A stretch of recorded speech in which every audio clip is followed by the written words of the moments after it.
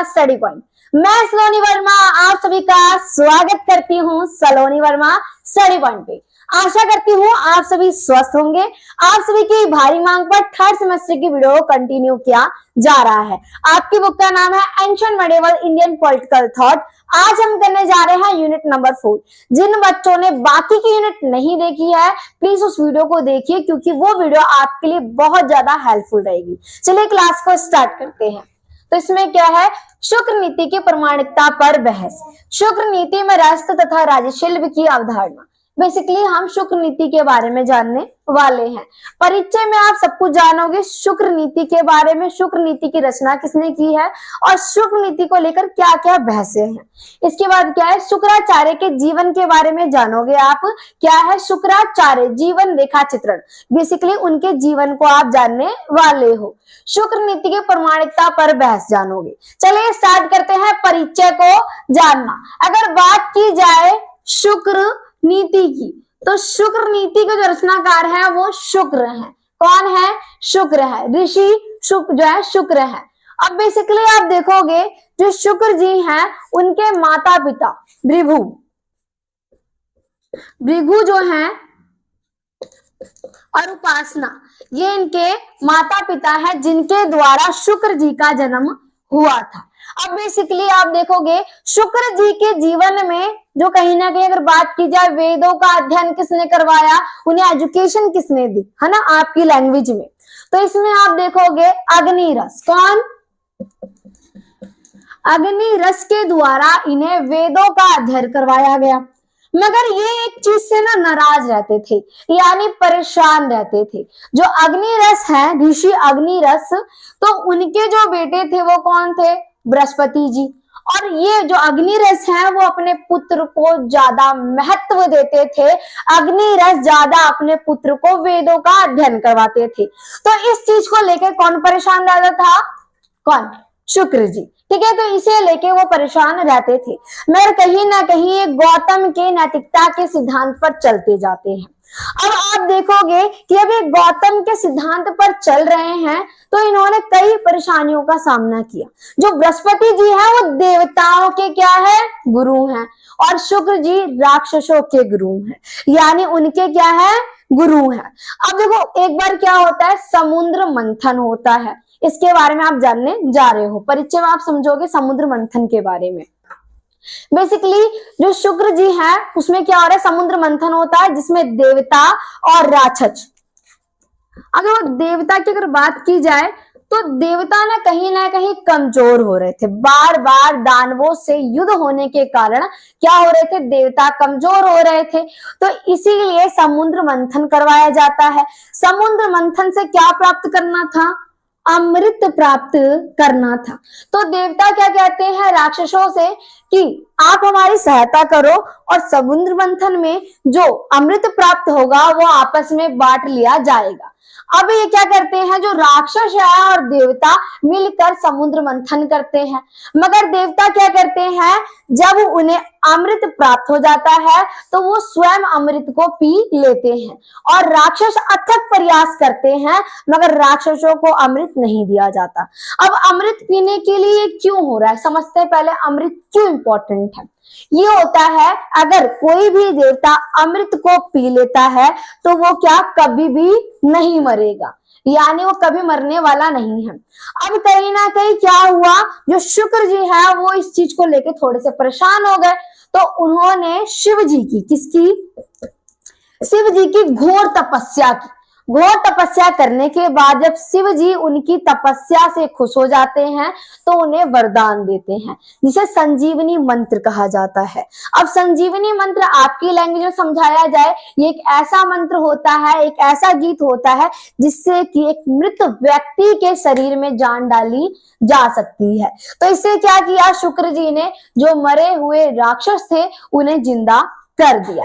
अब आपको क्या समझ आ गया है, परिचय हमने समझ लिया, शुक्राचार्य जीवन रेखा को समझ लिया कि शुक्राचार्य जो जी हैं उनकी जीवन रेखा क्या है, बेसिकली कि उनका जन्म कहाँ हुआ, उनके माता पिता क्या हैं और वो क्या करते हैं। अब देखो इसमें क्या है, शुक्र नीति के प्रमाणिकता पर बहस। एक चीज देखने के लिए मिलती है, जो शुक्र नीति है उसकी प्रमाणिकता है वो बहुत ज्यादा बहस देखने के लिए मिलती है। अब बहस किस चीज को देखने के लिए मिलती है कि ज्यादातर जो आलोचक होते हैं वो क्या कहते हैं, कौन कहते हैं, आलोचक। जो आलोचक हैं उनका मानना है कि जो शुक्र नीति है उसकी रचना जो है शुक्राचार्य ने नहीं की है। किसने की है, शुक्राचार्य ने नहीं की है। अब वो ये तर्क देते हैं क्यों नहीं किया शुक्राचार्य ने इसकी रचना, कि इसके पीछे एक लॉजिक ये है क्योंकि जो पांडुलिपियां हैं और जो पांडुलिपि की भाषा है वो शुक्राचार्य की जो नीति है उससे मैच नहीं करती। तो चलिए समझते हैं इसमें शुक्र नीति की प्रमाणिकता पर क्या क्या बहस है, और ये जो बहस है वो आपको एज इट इज पेपर में ऐसे ही लिखनी है। इसमें क्या है, प्राचीन भारत में विद्वान शुक्राचार्य शुक्र नीति नामक ग्रंथ के लेखक है। इसमें क्या कहा गया है, अगर बात की जाए कि कहा जा रहा है जो प्राचीन विद्वान है शुक्राचार्य शुक्र नीति के क्या है, लेखक है। और शुक्र नीति में जो राजनीतिक सरकार और नैतिक सरकार नैतिकता के अध्ययन पर एक ग्रंथ है, शुक्र नीति की प्रमाणिकता पर जमकर बहस की गई है। बेसिकली जो फिलोसफर है, दार्शनिक है, वो अपने अपने क्या विचार प्रस्तुत कर रहे हैं। एक का कहना है कि जो शुक्र नीति है उसकी रचना किसने की है, शुक्राचार्य ने की है, परंतु इसके विपरीत दूसरे का कहना है कि शुक्राचार्य ने शुक्र नीति की रचना नहीं की है। इतना आपको आराम से समझ आ चुका होगा। अब देखो इसमें उतार रखा है आपको नैतिकता के अध्ययन पर ग्रंथ है, शुक्र नीति के प्रमाणिकता पर बहस जो है जमकर है, जबकि कुछ शिक्षाविदों का तर्क है कि पांडुलिपि बाद में गढ़ी गई है। दूसरों का कहना है कि शुक्राचार्य द्वारा दिया गया एक वास्तविक काम इस बहस को चारित निम्नलिखित है। बेसिकली आप देखोगे कौन कौन सी चीजों से कैसे कहा जा रहा है, कौन कौन से तर्क दिए जा रहे हैं कि ये ग्रंथ जो है वो शुक्राचार्य जी के द्वारा नहीं लिखी गई है। देखते हैं जो आलोचक है उनका क्या तर्क है, वो क्या तर्क दे रहे हैं कि शुक्र नीति की रचना शुक्राचार्य के द्वारा नहीं की गई है। सबसे पहले मत्स्य पुराण को छोड़कर जो कुछ हद तक आधुनिक स्रोत हैं, शुक्र नीति किसी भी प्राचीन भारतीय लेखन में कहीं पर भी दिखाई नहीं देते हैं। और इससे कुछ भी शिक्षाविदों को खुद यह तर्क देते हैं कि प्रेरित करते हैं कि यह कार्य प्राचीन भारत में अज्ञात था, बाद में लिखा गया होगा। अब ये आलोचक क्या कह रहे हैं कि शुक्र नीति है मत्स्य पुराण को छोड़कर जितने भी प्राचीन पुराण हैं वो सब कैसे हैं, वो कहीं ना कहीं शुक्र नीति से अलग है। उसकी भाषा जो है वो एक दूसरे से अलग है। अब किस प्रकार से अलग है, अब ये देखते हैं। इन्होंने बोला है कि तर्क देके बताते हैं कि यह कार्य प्राचीन भारत में अज्ञात था, यानी प्राचीन समय में जो ये शुक्र नीति है उसे कहीं ना कहीं वो अज्ञात था। ये वाला जो ज्ञान है वो क्या था, अज्ञात था, देखने के लिए नहीं मिलता है। इसीलिए यह कहते हैं कि शुक्र नीति है उसकी रचना शुक्राचार्य के द्वारा नहीं की गई है। देखिए दूसरे में क्या ये देते हैं तर्क आलोचक, दूसरा शुक्र नीति की भाषा और लेखन शैली अन्य प्राचीन भारतीय पांडुलिपि विभिन्न है, जो इस संस्था को संभावना को बढ़ाती है कि दोनों ग्रंथों के बीच में सामग्रियों में समानता के कारण शुक्र नीति शुक्राचार्य की प्रतिक्रिया है, अर्थशास्त्र की प्रतिक्रिया है। अब ये क्या कह रहे हैं कि जो बाकी प्राचीन ग्रंथ हैं, क्या जितने भी शुक्र नीति में जितने भी प्राचीन ग्रंथ हैं उसकी भाषा शुक्र नीति से भिन्न है, यानी उसकी जो भाषा है वो एक दूसरे से अलग है, मैच नहीं खा रही है। इसीलिए कहते हैं कि अब तो पक्का श्योरिटी है कि शुक्र नीति की रचना शुक्राचार्य ने नहीं की है, यह आलोचकों का कहना है। इसके बाद आएगा तीसरा जो है कुछ शिक्षाविदों का तर्क है दोनों ग्रंथों के बीच सामग्रियों में सामान्य शुक्र नीति अर्थशास्त्र की प्रकृति है।